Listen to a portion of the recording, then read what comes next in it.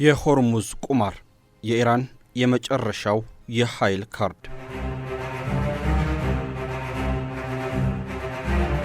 በመካከለኛው ምስራቅ የፖለቲካ ትኩሳት ውስጥ ዓለምን በስጋት የሚያንቀጠቅጥ አንድ ጠባብ የባህር መስመር አለ።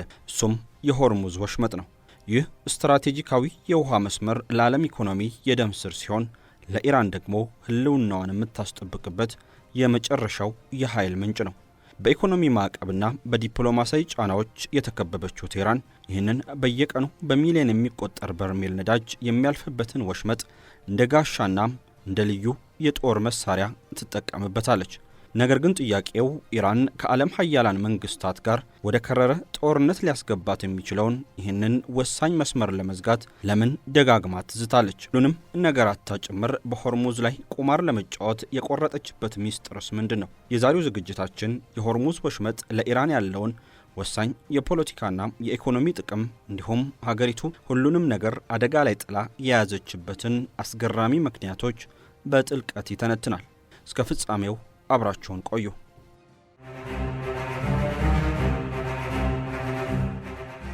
አራቱ ዋና ዋና መንገዶችን በምታገናኘው ለንግድና ለኑሮ ምቹ በሆነች ቡልጋሪያ መብራት ሱቆችን ከ2.5 ሚሊዮን ብር አጠቃላይ ክፍያ እንዲሁም ከ450 ሺህ ብር ቅድመ ክፍያ፣ የመኖሪያ አፓርትመንቶችን ከባለ 1 መኝታ እስከ ባለ 3 መኝታ ከ5.4 ሚሊዮን ብር አጠቃላይ ክፍያ በ700 ሺህ ብር ቅድመ ክፍያ ጀምሮ እየሸጥን እንገኛለን። ለበለጠ መረጃና ለሳይት ጉብኝት ስክሪን ላይ ባለው ስልክ ይደውሉልን።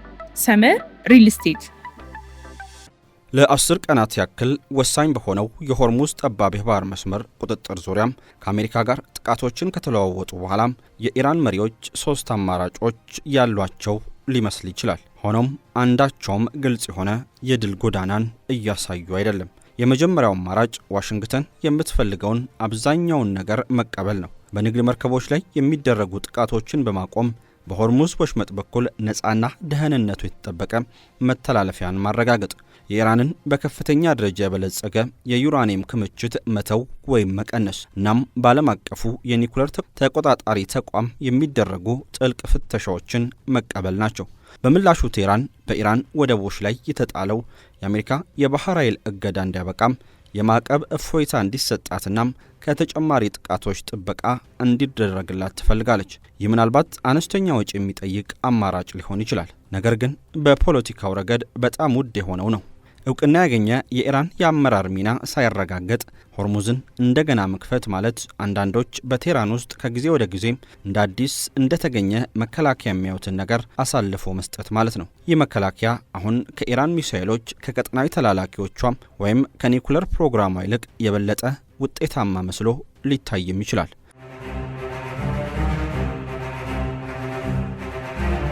ለመጀመሪያ ጊዜ የእስላማዊ ሪፐብሊኳ በጠላቶቿ አማካኝነት በግዛቷ ላይ ለሚሰነዘር ጥቃት በዓለም ኢኮኖሚ ላይ አፋጣኝ ኪሳራዎችን የመጫን አቋሟን አሳይታለች። ይህ በእንዲህ እንዳለ የኒኩለር መርሃ ግብሩ ኢራን እንድታቆም ልትገደድ የማትችለው መብቷ እንደሆነም ተደርጎ ለረዥም ጊዜ ሲቀርብ ቆይቷል። ከወራት ጥቃቶች በኋላ በኒኩለር እንቅስቃሴዎች ላይ ጥብቅ ገደቦችን እንዲጣሉ ለቀረቡት ጥያቄዎች እጅ መስጠት የአሜሪካ ወታደራዊ ጫና መስራቱን ደጋፊዎቿ እንዲከራከሩበት በር ይከፍታል። በተጨማሪም በኢራን ሚሳኤል መርሃ ግብርናም በሊባኖስ ከሚገኘው ሄዝቦላም ከኢራቅ የኢሻ ቡድኖችና ከየመኑ ሁቲዎች ጋር ባላት ግንኙነት ላይ ለሚነሱ ተጨማሪ ጥያቄዎች መንገድ ሊከፍት ይችላል። ሁለተኛው አማራጭ ግጭቱን ማባባስ ነው። ኢራን በአካባቢው በሚገኙ የአሜሪካ የጦር ሰፈሮች፣ በመርከብ ትራንስፖርትና በባህረ ሰላጤው ሀገራት ወሳኝ መሰረተ ልማቶች ላይ የምታደርሰውን ጥቃቶች ልታጠናክር ትችላለች። ይህም የኃይል ዋጋ መጨመርና ሰፊ መስተጓጎል ዋሽንግተንና አጋሮቿን ድርድር ውስጥ እንዲገቡ ያስገድዳቸዋል በሚል ተስፋ ነው። ይህ ደግሞ ከፍተኛውን ወታደራዊ አደጋ ያስከትላል። ከፍተኛ የአስክሬን መቁሰል ወይም በባህረ ሰላጤው መሰረተ ልማቶች ላይ ከባድ ውድመት የሚያስከትል ጥቃት የኢራንን ጎረቤቶች በቀጥታ ወደ ግጭቱ ሊስባቸውና ከተባባሰ ጥምረት ጋር እንድትጋፈጥ ሊያደርጋት ይችላል። ሶስተኛው አማራጭ ኢራን በአሜሪካ ላይ ያላትን ተጽዕኖ ለማስቀጠል በጭነት መርከቦችና በነዳጅ ገበያ ላይ ጫና ማሳደሯን መቀጠል ነው። ይህም ከአሜሪካ ጋር ወደ ለየለት ጦርነት የማይመስል ሆኖ የእስላማዊቷ ሪፐብሊክ የህልውና ስትራቴጂካዊ አካልም ሊሆን ይችላል። ነገር ግን የሆርሙዝ ወሽመጥን እንደ ጦር መሳሪያ መጠቀም ኢራንን የጎንዮሽ ጉዳት እንዳያመጣባትና ዓለም አማራጭ የንግድ መስመር እንዲፈልግ እንደሚያበረታታ የፓርላማው አፈ ጉባኤ መሐመድ ባጊር ጋሊባፍ በተደጋጋሚ ሲያስተባብሉት ቆይቷል።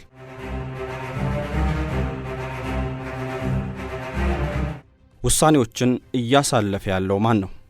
የኢራንን የውሳኔ አሰጣጥ ሂደት በተመለከተ ያለው አለመረጋጋት ጉዳዩን ይበልጥ ያወሳስቧል።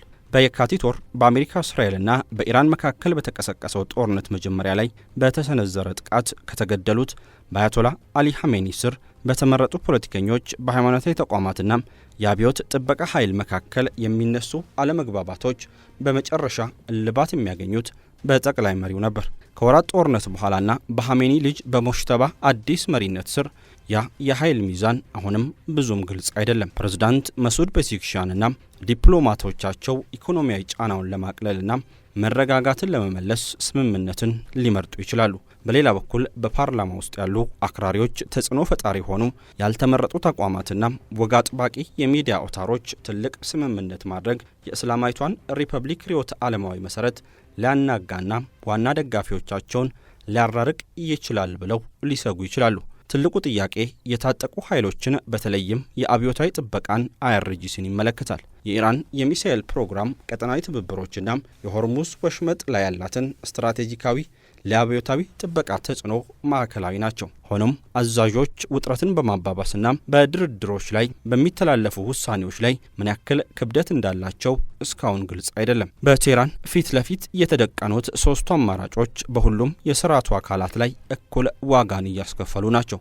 ተግባራዊ አቀራረብ ያላቸው ወገኖች ስምምነት ሊመርጡ ይችላሉ። አክራሪዎች ጦርነትን ሊመርጡ ይችላሉ። በአንዳንድ የወታደራዊ አዛዦች ደግሞ ውጥረትን ማባባስ የኢራንን የመደራደር አቅም እንደሚያጠናክር ሊረዱ የሚችሉበት እድል አለ። ስለዚህ ጥያቄው ኢራን የትኛውን መንገድ ትመርጣለች የሚለው ብቻ ሳይሆን ያንን ምርጫ የመምረጥ ስልጣን ያለው ማን ነው የሚለው ጭምር ነው።